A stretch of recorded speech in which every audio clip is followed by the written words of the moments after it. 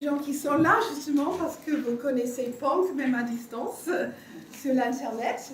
Et il y a d'autres qui disent, mais c'est qui Punk? Alors le voilà, c'est le fameux Punk, Christophe Punk, qui est notre vice-président, qui est hypnotiseur et expert en art martial et qui voyage aussi juste pour les aventures parce que récemment, je trouve sur Facebook, voilà Punk en Afrique du Sud, en train de battre un guerrier Zulu. Et je ne savais même pas qu'il était parti en Afrique. Donc, un vrai aventurier qui va ce soir nous partager une de ses expériences. C'était quand il a pris hypnonaissance aux États-Unis.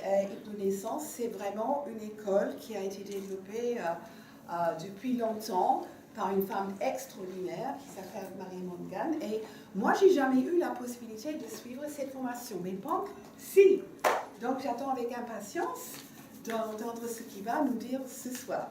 Et pour ceux qui n'ont pas pu venir, ou ceux qui veulent réviser quand même, vous voyez qu'il y aura une vidéo, et la vidéo sera postée sur la page Facebook NGH et aussi sur ton site web.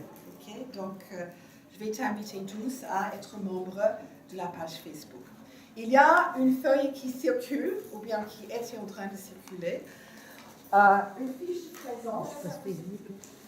Si vous êtes nouveau, vous cochez à côté de guest, invité. Vous ne cochez pas NGH member. Et sinon, je crois que c'est assez évident. Merci beaucoup, Punk. Alors, bonsoir. Qui est-ce qui a déjà entendu parler de l'hypnose et des accouchements ou de la naissance, etc. Vous avez déjà entendu parler? Ok. Donc, vous savez qu'on peut accompagner des personnes pour que, alors d'une part, il y a un truc qui s'appelle hypnofertilité, après chacun appelle comme il veut, les personnes qui ont du mal à avoir des enfants puissent débloquer certaines choses. Ça, c'est un point qui est hyper intéressant et si vous avez un cabinet, vous verrez que c'est quand même quelque chose qui malheureusement aujourd'hui devient de plus en plus récurrent. On a beaucoup de femmes et d'hommes, mais c'est rarement les hommes qui vont se poser la question, qui viennent en cabinet parce que ça bloque, ils n'arrivent pas à avoir d'enfants. Donc quand ils sont à la deuxième fille, ça devient un peu compliqué, il y a du stress, il y a l'âge, il y a plein de choses. Et il y a la suite, si ça marche, on va faire un package hypnofertilité et après hypnonaissance, donc hypnobirthing. Donc il y a une école spécifique qui s'est beaucoup développée aux US, donc Marie Mongan, qui a mis en place tout un process pour accompagner la mère et le père, mais ça peut être quelqu'un d'autre. En tout cas, la mère c'est sûr. Le père après, on ne sait pas trop. Mais déjà d'entrée, je trouve que l'idée est bonne parce que c'est un accompagnement que peut faire le praticien sur différentes soirées. En fait, elle divise son principe en 5 soirées et elle propose au couple de venir pendant 5 soirées qui durent à peu près 2 heures, 2 heures et demie pour apprendre différents modèles hypnotiques, de respiration et aussi des trucs tout bêtes de comment se passe l'accouchement. Parce qu'il y a plein de personnes, ils ne savent pas. Ils disent et ouais, qu'est-ce qui va se passer quoi. Et donc c'est déjà quoi, l'idée est intéressante. Moi la chose que j'ai beaucoup aimé, je fais assez régulièrement des séminaires un peu partout et souvent quand on apprend l'hypnose on a un peu l'impression que c'est de la magie, t'as rien à glander et puis après tu fais être tranquille, il m'a mis un programme dans ma tête, ma vie va changer. Vous allez vous rendre compte pour ceux qui est-ce qui débute complètement l'hypnose. Ok, vous allez voir qu'il y a des moments où il faut un petit peu travailler, voire il faut beaucoup bosser.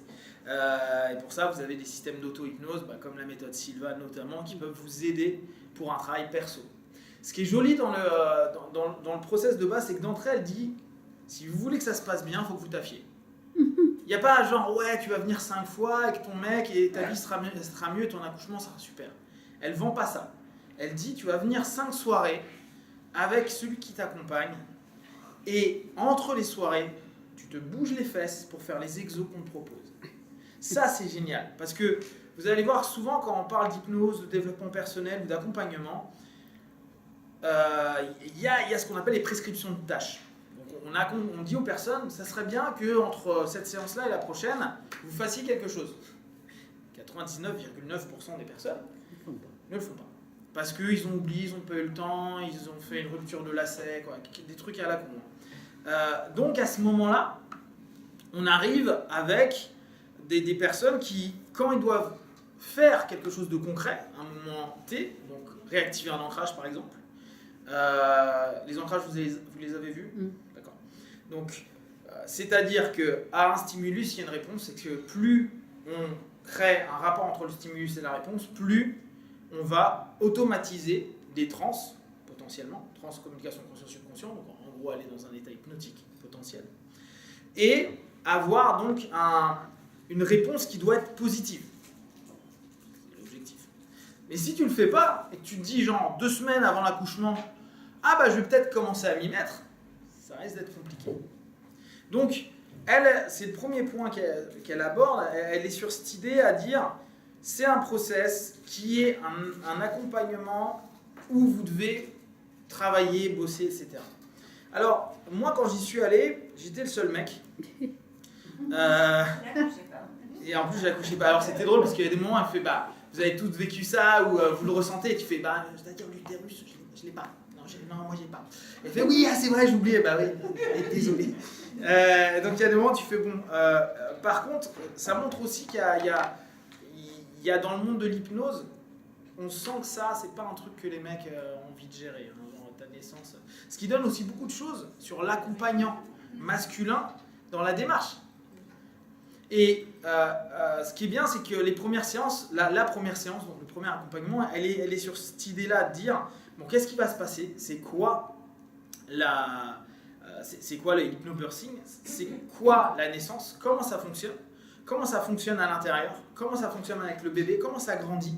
Bon, chose très basique. Mais aussi, quelle est l'importance de l'accompagnant? Quelle est l'importance du partage? Et quand je dis accompagnant, c'est pour ça que je ne dis pas toujours le père ou l'homme qui sera là. Il y a des moments, la femme aura plus confiance en sa meilleure pote que dans le mec qui... C'est un mec, quoi. Donc, la problématique, elle se trouve vraiment là-dedans. Et dans le process, moi j'ai été étonné, moi j'étais hypnotiste. Donc j'arrive en mode hypnose, et je me dis, cool, je vais apprendre plein de trucs d'hypnose. Et tout le monde est hypnotiste. Et alors, je ne sais pas pourquoi, d'ailleurs ça a été un bug, premier jour, on commence à faire un tour de table et on s'aperçoit qu'il n'y a que 2 personnes sur les 24 ou 26 qu'on était qui avaient déjà fait de l'hypnose. Donc, le process, tu te dis, ah ouais, comment ça se fait? Et elle dit, bah, c'est pas grave. Même si vous ne connaissez pas l'hypnose, et c'est d'autant mieux à la limite parce que ça prouvait que tu peux apprendre des systèmes très basiques, alors là qui sont extrêmement ritualisés, mais qui permettent d'entrer en transe, d'accompagner quelqu'un. Dans ce cas-là, tu vas être beaucoup en train de faire de la lecture, ou le soir, tu vas quand même, quand tu reçois les gens, tu vas lire un script. Néanmoins, elle montrait qu'il y avait cette notion qui était possible. C'est pas grave, tu fais pas d'hypnose, tu peux quand même accompagner quelqu'un en hypnobirthing.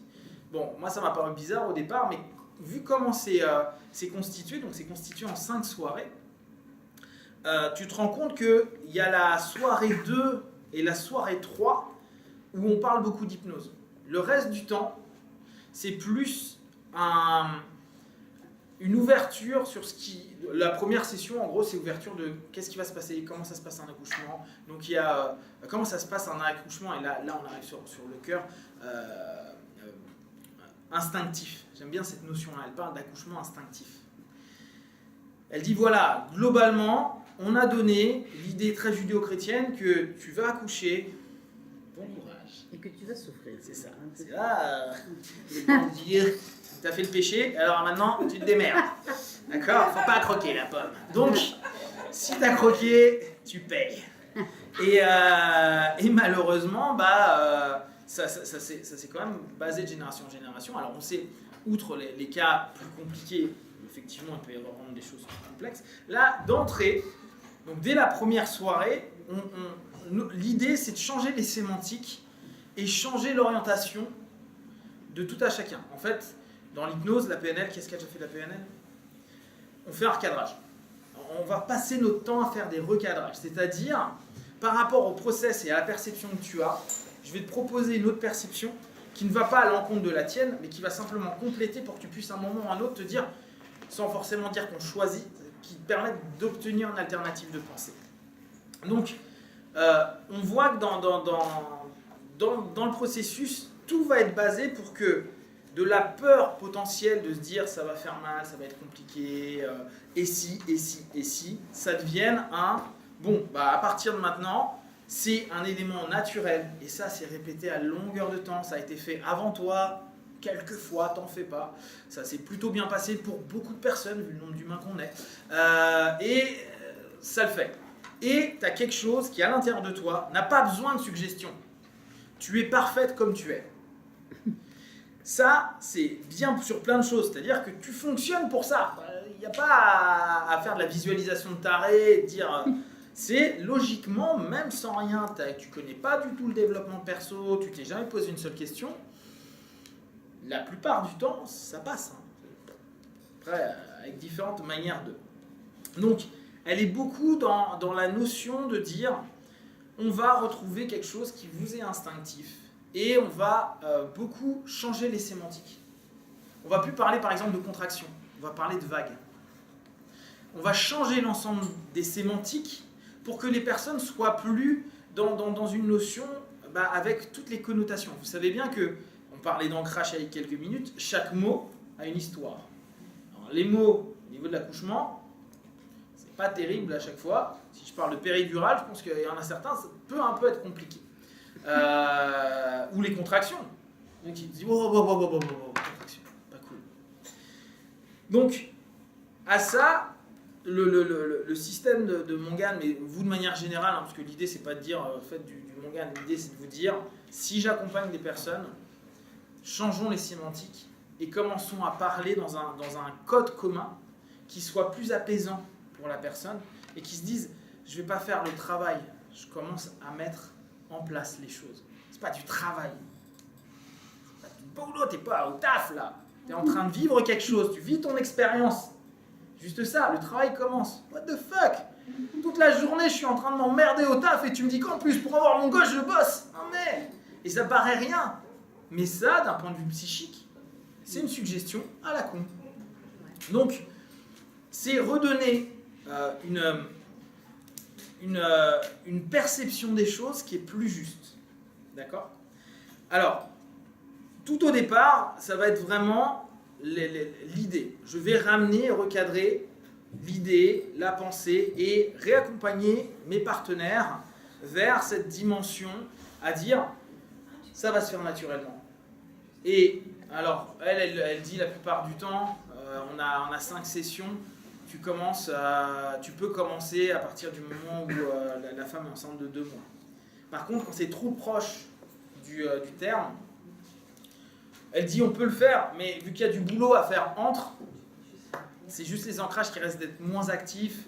Il y a beaucoup de travaux sur la respiration. Il n'y a pas que de la visualisation, pas que de l'hypnose. Il y a beaucoup de travaux sur les postures, la respiration et tous les travaux hypnotiques. Donc,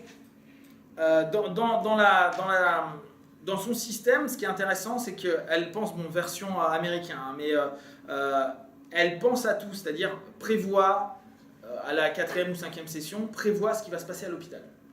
Tu dois toujours avoir ton petit sac qui est prêt, à n'importe quel moment. Qu'est-ce que tu veux? Comment tu veux te sentir quand tu auras l'enfant? Quel type d'éléments tu vas porter? Ça, c'est les choses qui paraissent rien, mais elle fait remplir plein de questionnaires pour que les gens commencent à se dire ah ouais, déjà il y a quelque chose qui arrive là, ça devient, on n'est pas en train de rigoler, et je prévois. Ce qui fait que ça apaise énormément aussi les personnes. Nous, ce qui nous intéresse d'un point de vue hypnotique, et ça c'était vraiment intéressant, c'est il y a tout un travail qui se fait sur des mises en transe avec ce que vous connaissez, des visualisations ou de l'autosuggestion. Donc elle a créé, elle, des scripts spécifiques où elle va offrir la possibilité déjà d'être dans de la bienveillance avec soi-même, dans la notion que tout va bien se passer, dans la notion que c'est quelque chose de naturel, de bon, de juste, d'agréable, etc. Donc il y a tout plein de scripts où on voit la personne, dans un état positif. D'ailleurs, dans son système, ce qui est très cohérent, elle donne un MP3. Elle dit, bah voilà, ça tu l'écoutes tous les jours. Comme ça, tu conditionnes ton esprit à se dire, c'est vers là que je vais. C'est pas vers mes peurs, c'est pas vers mes... Ce qui est intéressant, c'est qu'il fait intervenir à chaque fois le compagnon, en tout cas la personne qui va accompagner à ce moment-là, pour qu'il puisse parler en même temps. Parce que petit à petit, ce qu'elle forme, et ça je trouve ça bien, c'est une vraie équipe. On est en train d'avoir deux personnes qui vont bosser ensemble. Alors, en France, je pense que c'est un petit peu différent. Mais aux US, de ce qu'elle m'expliquait, de ce qu'ils expliquaient, c'est que tu peux à la limite demander, moi je veux juste un chien, je veux juste ce gars-là, une sage-femme, et juste mon compagnon. Basta, les autres je veux pas. Ils peuvent en gros choisir, vu le prix qu'ils payent, ils choisissent. Donc à ce moment-là, il y a un vrai travail, un vrai partenariat qui se fait, et notamment le partenaire va apprendre des phrases, des suggestions tout simplement, qui va répéter. Il va apprendre aussi des choses qui sont chouettes, comme des touchés. Or, qui est-ce qui a déjà fait du massage? Il s'est fait masser. C'est pas grave, l'un ou l'autre. C'est bonheur, l'un comme l'autre. Donc, si vous avez un peu mémoire de ça, on rentre dans une transe. D'accord? Le toucher est quelque chose d'inductif, si on reprend notre notion hypnotique.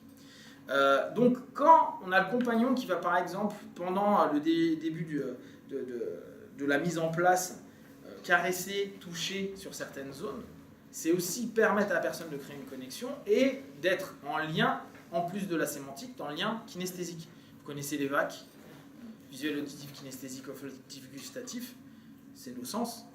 Donc plus on va les utiliser, j'utilise du visuel, bon, en général, si la femme est dans son monde, elle fait sa visualisation à elle. Hein.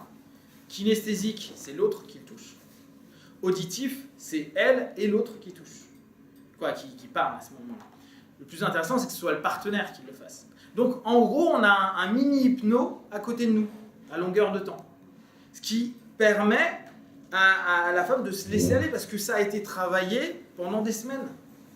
Et donc, même si ça commence à la maison, il y a, ok, on est en mode, et on commence nos phrases, nos inductions, nos principes inductifs, nos respirations. Alors là-dessus, qui connaît pranayama, travail de respiration en yoga? Okay. Pranayama, qui connaît yoga de manière plus générale, yoga nous met en transe directe. Hein. Donc, le pranayama, tout système de respiration nous amène dans des transes. Nous amène dans un état où on est en connexion conscient-subconscient, inconscient en l'occurrence, parce qu'on a aussi le corps qui est là. Et on va dès lors être à nouveau dans un état ouvert. Donc imaginez quand on est dans des transes X ou Y et que d'un coup on arrive au bloc, j'ai le mot sympa, et qu'on commence à entendre des gens qui commencent à dire des choses pas forcément très agréables. Pousse, force, vas-y. Hein, il y a un truc qui stresse, ce qui est normal, on est en transe. Plus la douleur, qui est une réponse qui n'est pas toujours très agréable à gérer. On est en train de vivre des suggestions qui sont hyper inconfortables pour la femme à ce moment-là. Et l'idée est de dire, dès qu'il y a quelque chose qui se met en place, tu as tout le partenaire qui va, lui, travailler sur un travail de suggestion. La mère qui, elle, va rentrer dans sa transe. Alors ça, c'est très joli, elle montre des vidéos de naissance qui se passent, mais de manière magnifique. On voit la femme qui est dans sa transe, donc les yeux complètement ouverts, on sent qu'elle n'entend plus rien, hormis le toucher du mari, et lui il chuchote. Donc, le truc, c'est super beau. Et elle, on voit ses yeux mais complètement dilatés, mais hyper loin, et juste en train de... Et différents types de respiration qu'elle bosse, et voir l'enfant arriver, mais en mode pépère, genre ouais, salut, j'arrive. Et elle en montre plusieurs, donc, ce qui est plutôt sympa sur cette formule-là, et on voit vraiment la transe. C'est vraiment quelque chose qui est sympa, et on voit donc moins de stress autour. Et le stress autour crée automatiquement une suggestion. N'oubliez pas, il y a les suggestions verbales, mais il y a toutes les suggestions non verbales. C'est pas parce qu'on ne parle pas qu'on n'est pas en train de donner des infos. Base marabiane, 7% de la communication passe par le verbal. Le reste, c'est du non-verbal. Okay. Donc, à partir de ce moment-là, on est sur une idée de se dire, je fais rentrer ma partenaire dans une bulle, et dans cette bulle-là, je l'accompagne. Et si le partenaire, parce qu'il faut aussi que le partenaire bosse sur lui, c'est pour ça que c'est important, il ne faut pas qu'il défaille. Oh, tu sens... Moi, j'avais pas prévu que ma femme allait être comme ça. Donc, il y a aussi lui qui doit bosser, mais c'est tout ce partenariat qui se bosse. Un truc qui est intéressant et qui, moi, m'a marqué, alors, qui est-ce qui connaît l'état SDEL? Je pense que pas beaucoup. L'état SDEL, ça parle à personne? Donc SDEL, c'était un médecin écossais qui vivait en Inde et qui faisait des petites opérations sympathiques, comme couper la jambe par exemple, à une période où le chloroforme n'existait pas. Or, une personne sur deux mourait à peu près, c'était une bonne stat. Et en faisant des passes magnétiques, entre autres, liées au mesmérisme, il a développé une transe. On appelle un état SDEL, maintenant qu'on appelle un état SDEL, c'est un état de transe où on est... Bon, il y a une catatonie, mais ça, vous verrez si vous faites week-end hypnotique. Catatonie et le plus intéressant, on est en anesthésie complète. Donc, ce qui est plutôt intéressant pour la femme, pour pas qu'elle ait mal. La douleur peut être quelque chose d'un petit peu problématique. Et ce qui est intéressant, c'est qu'elle a fait tout un script pour faire descendre le partenaire en état SDEL. Et moi aussi, je me suis dit, en SDEL. Alors je commence à dire, attends, SDEL, logiquement, tu bouges plus. Donc, elle nomme SDEL. Moi, je pense que c'est entre somnambulique. Oui, vous n'avez pas vu les niveaux. Pour ceux qui ont vu. Moi, il y a un niveau, je travaille beaucoup en SDEL et en dessous. Il y a un niveau entre SDEL, entre somnambulique et SDEL, que moi j'appelle niveau écho. Qui est un niveau entre les deux, où la personne n'est pas encore en catatonie, mais elle est complètement anesthésiée, elle est complètement dans son monde. Et c'est plutôt vers ça que la femme se dirige, parce qu'elle est toujours en écoute active de ce qui est en train de se passer, mais elle ne ressent plus les douleurs, les gènes. Et en même temps, elle peut bouger, parce que ce serait un peu con de faire « Bon courage, sors tout seul ». Non, vu que la respiration est quelque chose de clé dans le cheminement. Mais ça reste un moment où c'est, je crois, la 3e session qu'on fait ça, où on travaille pour mettre un ancrage très profond pour permettre d'avoir la possibilité, alors je ne vais pas utiliser le mot anesthésie parce que je crois que ce sera plutôt de l'analgésie, mais en tout cas qu'il n'y ait plus de gêne, et on ne parle pas de douleur, hein, on parle de gêne, changement du mot, pour permettre en fait simplement le passage, une transition et surtout éviter qu'on utilise trop de produits chimiques, etc. À savoir que là-bas, apparemment, ils tentent vraiment de sortir du process moderne d'accompagnement à la naissance et de retourner vers quelque chose de plus primitif. Tout, bien sûr, hein, toujours avec ils veulent qu'il y ait toujours un médecin, qu'il y ait toujours une sage-femme. Et encore, je crois que la sage-femme, c'est pas forcément obligatoire.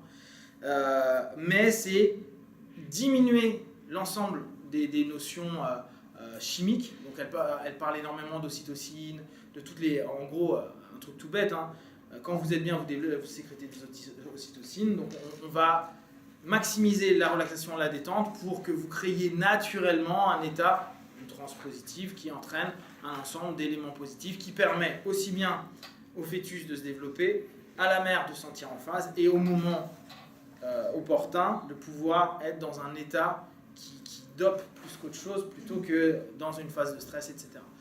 L'hypnose, l'auto-hypnose notamment, vous le savez, ou vous allez le savoir, dès qu'on rentre dans des états de transe, pour ceux qui ont vu un peu Silva, vous savez qu'il y a des variations possibles au niveau cérébral et on sait qu'on va rentrer sur de l'alpha ou sur du delta, sur du θ ou du delta. Ça vous parle ça au niveau des ondes cérébrales? Okay. Donc l'idée est d'accompagner notre partenaire dans un état en alpha. En θ, ça serait plus cohérent pour qu'elle puisse être dans cette relaxation et ce mieux-être. Ce qui fait qu'il n'y a pas d'hormones de stress ou moins d'hormones de stress, donc moins de contraction du corps, donc moins de problématiques. Et donc ta respiration passe mieux, tu as moins peur, tu es plus dans quelque chose de jouissif et de positif, et tu es dans une transe qui se construit. Donc, on a petit à petit un ensemble de petites techniques, mais super simples, hein, ce n'est pas des trucs complexes, qui permet à la mère d'apprendre à rentrer dans sa transe, d'écouter sa transe, d'écouter aussi, souvent quand l'enfant peut arriver par le siège, à ce moment-là, il y a tout un travail alors, avec des postures, qui sont assez connues, hein, et un travail de visualisation, d'auto-hypnose de base. S'il y a un moment, il y a le moindre problème, toujours discussion avec l'enfant, énormément de discussion avec l'enfant. Il y a quelque chose qui est assez joli, c'est une espèce de promesse du père, alors, pas le père, un peu foutu, mais qui est faite aussi pendant ces soirées-là, ce qui donne une espèce de contrat moral. Et mine de rien, j'ai trouvé le principe du contrat moral très intéressant, parce que ça engage inconsciemment, subconsciemment, le père dans sa démarche. Et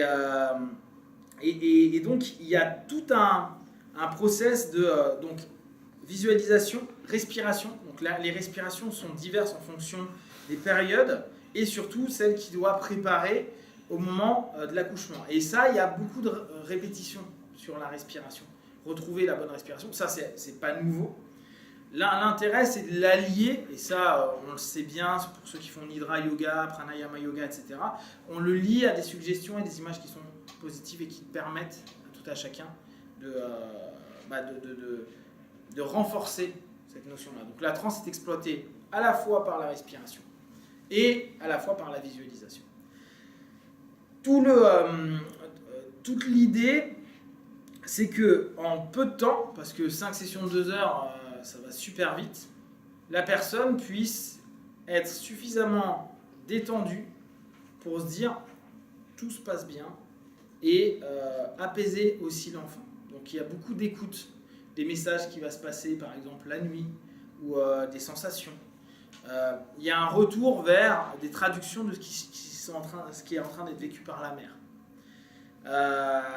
Donc l'idée va être au fur et à mesure de permettre à prendre en compétence tout en sachant très bien ce qui va se passer d'un point de vue physio, psycho et émotionnel. C'est-à-dire qu'à tout niveau, on voit des trucs hyper concrets de comment ça fonctionne, quel type d'hormones, à quel moment. Puis après, petit à petit, on rentre dans le côté pratique, hypnotique, respiration et autres pour entraîner les personnes à devenir libres et indépendantes, c'est-à-dire ne pas avoir forcément besoin de personne. Elle prenait le cas souvent de dire il y a beaucoup de personnes qui décident d'accoucher à la maison. Après, avec tout ce que ça peut nécessiter. Mais faut bien voir, hein, on est aux US, ça coûte cher. Il y a ça qu'il faut, nous, ça coûte un peu moins cher. Donc en général, on ne va pas se prendre trop la tête. Mais l'idée... Oui, c'est ça. Mais ça change beaucoup. Déjà, dans la mentalité, te dire ouais, je vais accoucher à la maison, il y en a qui le font en France. Néanmoins, tu en as beaucoup moins que là-bas où ils se disent déjà, ça va faire une petite économie. C'est donc permettre à la personne de pouvoir aller sur cette notion-là. La notion de revenir vers l'état primitif, c'est quelque chose qui suit tout au long les 5 sessions. Dire, vous avez en vous tout ce qu'il y a pour le faire et il n'y a pas eu besoin de quoi que ce soit avant pour que ça se fasse. Donc, moi, j'ai trouvé le séminaire intéressant sur toute cette perception-là. On avait un gars en hypnose qui était vraiment bon, mais on a vu, alors je ne sais plus combien ça a duré, 4 jours je crois, 4 ou 5 jours, on a vu l'hypnose en une journée. Un programme qui doit faire à peu près hypnovision et des trucs en plus. Le programme qu'il a fait, on le voit en une journée. Donc ça fait un peu short. Si tu vois, s'il y a un côté un peu critique, ça serait ça. Quand tu connais, c'est pas un problème. Par contre, quand tu connais pas, comme là il y a des moments, hormis lire, tu sens qu'il n'y a pas de compréhension de ce que va être le travail hypnotique. Et donc le travail d'auto-hypnose après est plus complexe parce que tu es un peu en train de parler quand tu parles d'induction, ça veut rien dire quand tu l'as pas fait. Et pourtant ils montrent des instants. Hein. Mais une journée pour 4 ou 5 jours de boulot, voire 6, c'est un peu short. Par contre, tout ce qui est boulot, alors à savoir que la majeure partie des personnes qui font ça sont des personnes du staff médical. Là, il y avait quasiment des sages-femmes, des médecins ou des personnes qui sont proches du domaine médical. Donc, le process se passe assez bien en termes pour enseigner après. Et là, on a eu pas mal de personnes qui l'ont vécu avec le système, donc ça c'est plutôt intéressant. Et il y avait des feedbacks qui étaient intéressants mais contrastés.